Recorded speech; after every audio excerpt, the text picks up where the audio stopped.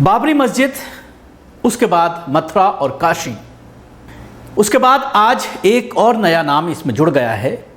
उत्तर प्रदेश के बदायूं ज़िले की एक कदीमी मस्जिद है जिसको देश की सबसे पुरानी शाही 3 मस्जिदों में से तीसरे नंबर पर कहा जाता है। और ये कहा जाता है कि देश में कैपेसिटी के हिसाब से इस जामा मस्जिद में 7वें नंबर पर यह आती है। 40,000 लोग एक साथ यहाँ पर नमाज अदा कर सकते हैं। आज इस मस्जिद को लेकर दावा ठोका गया है हिंदुवादी संगठनों के जरिए कि ये भी एक मंदिर था। और कोर्ट में दावा ठोकने के बाद कोर्ट ने नोटिस किया है मस्जिद कमेटी को, सरकार को, और उस पर जवाब मांगा गया है। 18 तारीख को इस पूरे मामले पर सुनवाई होगी, जिसके बाद सवालात खड़े हो गए हैं। 1991 वर्शिप एक्ट जो सुप्रीम कोर्ट ने, जिसका जिक्र बाबरी मस्जिद के फैसले में भी किया है, और ये कहा है कि इसके बाद किसी और मस्जिद पर कोई भी दावा पेश नहीं किया जाएगा किसी भी हिंदुवादी संगठन के जरिए। लेकिन उसके बावजूद काशी पर भी कोर्ट ने एक्सेप्ट किया, उसका सर्वे कराया। हालांकि अब मामला ठंडे बस्ते में ही चला गया है, लेकिन कभी भी वो निकल सकता है। मथुरा में भी मामला कोर्ट में चल रहा है। अब ये बाबरी मस्जिद के बाद तीसरी मस्जिद हो गई है जिसमें कोर्ट में अब सुनवाई, जिस मामले को लेकर कोर्ट में अब सुनवाई शुरू हो गई है और उसको एक्सेप्ट कर लिया गया है। तो यानी कोई मतलब नहीं है 1991 वर्शिप एक्ट का, जिसका जिक्र बार बार पार्लियामेंट में भी किया गया। बाबरी मस्जिद की शहादत के बाद भी बार बार इसका जिक्र बाबरी मस्जिद केस में किया जाता रहा। और खुद सुप्रीम कोर्ट के उस फैसले को भी आप पढ़कर देख लीजिए जिसमें बाबरी मस्जिद को लेकर के जो फैसला दिया गया है और वो जमीन राम जन्मभूमि ट्रस्ट को जो सौंपी गई है, उस फैसले में भी इस वर्शिप एक्ट का हवाला दिया गया है। लेकिन इन सब चीजों के बावजूद बार बार उस वर्शिप एक्ट पर ही सवालात खड़े होने शुरू हो गए हैं। और ये कहा जाता है हिंदुवादी संगठनों के जरिए और बीजेपी के नेताओं के जरिए कि इस एक्ट को पार्लियामेंट के जरिए खत्म किया जाए या इस एक्ट को सुप्रीम कोर्ट में चैलेंज किया जाए। जाहिर सी बात है, जिस तरह का माहौल आजकल सुप्रीम कोर्ट में बना हुआ है, आपने देखा नए चीफ जस्टिस के आने के बाद जिस तरह से गुजरात दंगा, बाबरी मस्जिद केस को लेकर के कई केसेस ऐसे हैं जिनको बंद कर दिया गया। अगले ही दिन बोफोर्स घोटाला जो हुआ था उसको बंद कर दिया गया, उसकी फाइल को बंद कर दिया गया। तो जिस तरह के फैसले आ रहे हैं तो शायद ये उम्मीद भी की जा सकती है कि इस एक्ट के खिलाफ भी सुप्रीम कोर्ट में एक्सेप्ट कर लिया जाए याचिका को। अब क्या है मामला बदायूं की जामा मस्जिद का, वो मैं आपको बताता हूं कि उत्तर प्रदेश में मथुरा और काशी के बाद अब बदायूं की जामा मस्जिद के मालिकाना हक के लिए कोर्ट में एक याचिका दाखिल की गई है। सिविल जज सीनियर डिवीजन फर्स्ट के यहां एक याचिका दी गई है जिसमें जामा मस्जिद को नीलकंठ महादेव मंदिर बताया गया है, जिसके साक्ष्य भी के तौर पर कुछ चीजें कोर्ट में पेश की गई हैं। इस मामले में अब अगली तारीख 15 सितंबर लगा दी गई है। याचिका में पहले पक्षकार स्वयं भगवान नीलकंठ महादेव महाराज बनाए गए हैं।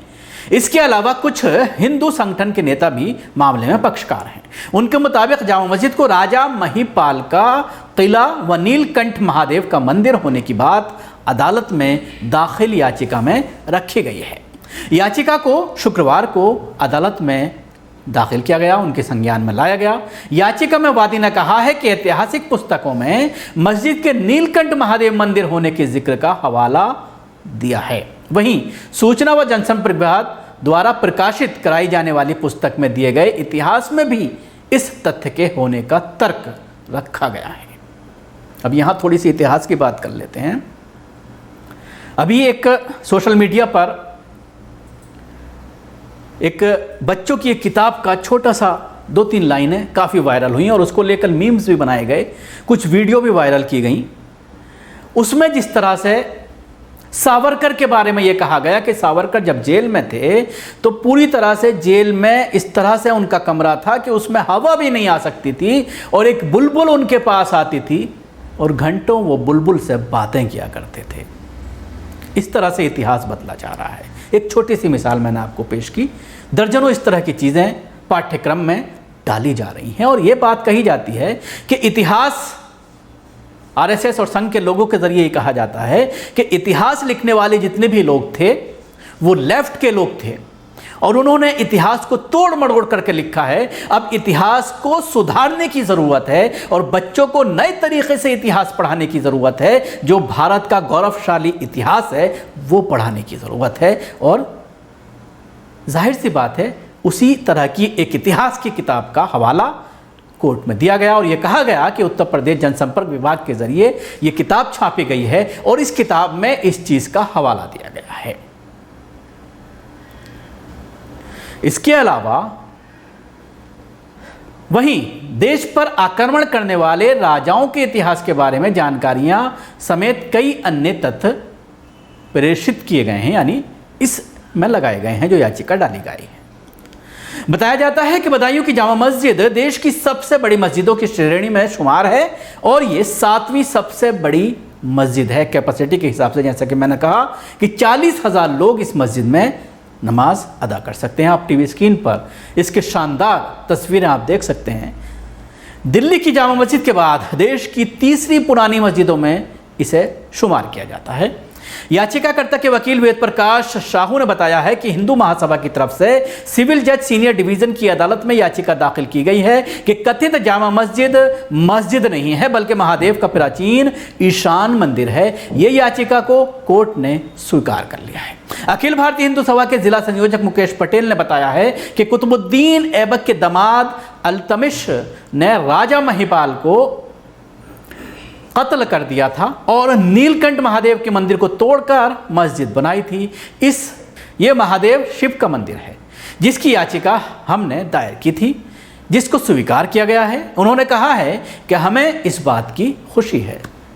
जाहिर सी बात है, फर्जी किताबें, फर्जी तारीख, फर्जी हवाले और उसके बाद कोर्ट के ज़रिए उसको एक्सेप्ट करना, फिर उसमें जवाब मांगना मस्जिद कमेटी के ज़रिए।